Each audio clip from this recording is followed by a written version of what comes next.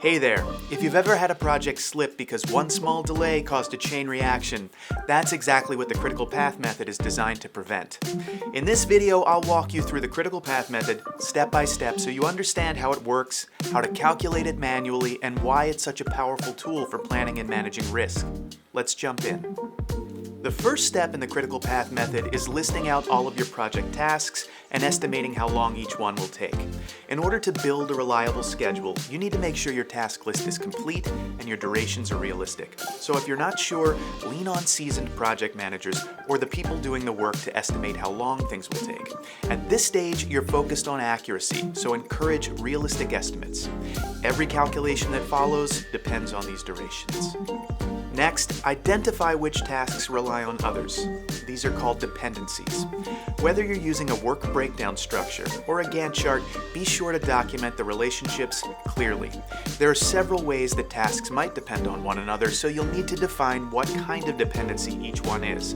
But for simplicity, we'll assume all finish to start dependencies. That means one task must finish before the next one can begin. Once tasks and dependencies are defined, you need to visualize the project as a network so you can see how the work flows from start to finish. There are a couple of ways to do this. You can use a network diagram. It's a simple chart that shows the tasks as boxes and dependencies as arrows. This is a really easy way to follow the logic of the critical path method when you're first learning it. Or you can use a Gantt chart, which is a timeline that shows tasks as bars and dependencies as connecting lines. Pretty often, it's easier to use a Gantt chart from the beginning because seeing your tasks laid out in a timeline and highlighting the critical ones can make the longest path easier to identify. Before we move on, let's take a quick timeout to define a few of the critical path method terms you're about to see everywhere. Once you know these, the rest of the process makes a lot more sense. Early start is the earliest point a task can begin based on the tasks before it. Early finish is early start plus the task's duration.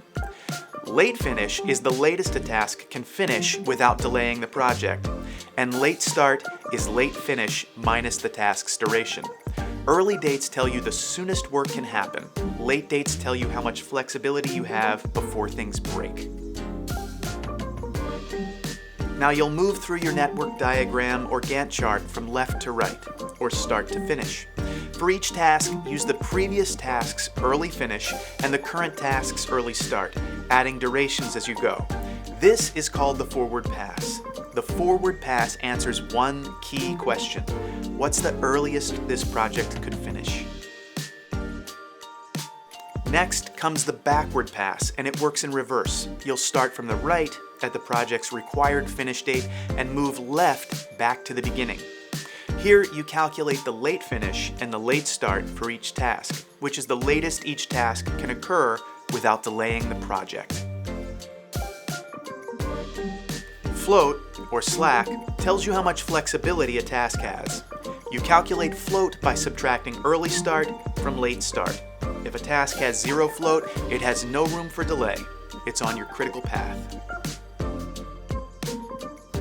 The critical path is the longest sequence of tasks with zero float.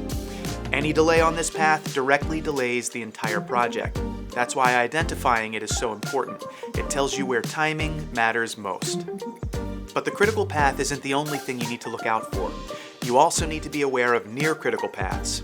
These are tasks that have very little float, because as your project changes, these paths can quickly become critical, which is why the critical path method isn't a one-time calculation.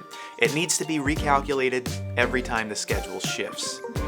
Manually running the critical path method is fine for learning the method, but in real time, on real projects, it's cumbersome and inefficient. This is where automation matters. TeamGantt calculates the critical path automatically, updates it as tasks change, and makes risk in your project visible in real time, so you don't have to redo forward and backward passes every time something shifts. You should understand the critical path method to give you clarity about timing, dependencies, and risk. But once you understand the logic, use tools like TeamGantt to help you apply the critical path method continuously, not just on paper. Try it out for free at teamgantt.com today. Thanks for watching. Don't forget to like and subscribe for more helpful content just like this. We'll see you next time.